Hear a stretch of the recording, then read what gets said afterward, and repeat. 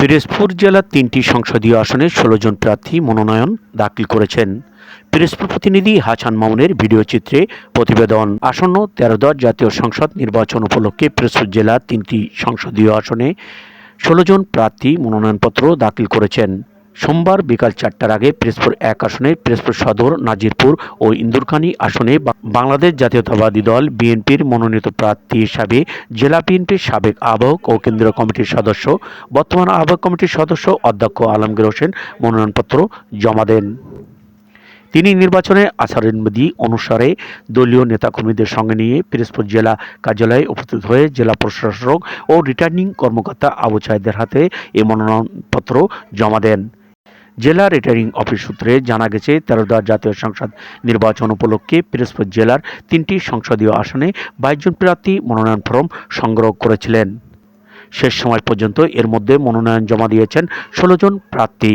এর মধ্যে পিরোজপুর ১ আসনে ২ জন, পিরোজপুর ২ আসনে ৭ জন ও পিরোজপুর ৩ আসনে মঠবাড়ি থেকে ৭ জন প্রার্থী মনোনয়নপত্র দাখিল করেছেন।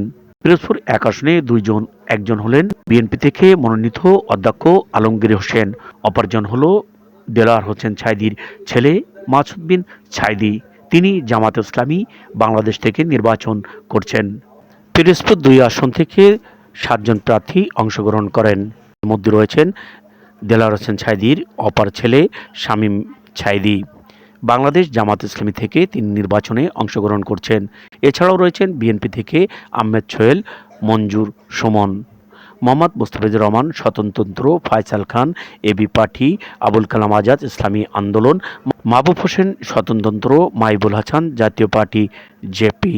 পিরোজপুর ৩ আসন মঠবাড়ি থেকে নির্বাচনে অংশগ্রহণ করছেন রুস্তম আলী ফরাজি ইসলামী আন্দোলন বাংলাদেশ, রুহুল আমিন দুলাল বিএনপি, মাশরেকুল আজম রবি জাতীয় পার্টি, আব্দুল জলিল শরীফ বাংলাদেশ জামায়াতে ইসলামী, করিম শিকদার জাসস তৌহিদুল ইসলাম স্বতন্ত্র, শামীম হামিদ জাতীয় নাগরিক পার্টি এনসিপি মনোনয়নপত্র দাখিল করেন।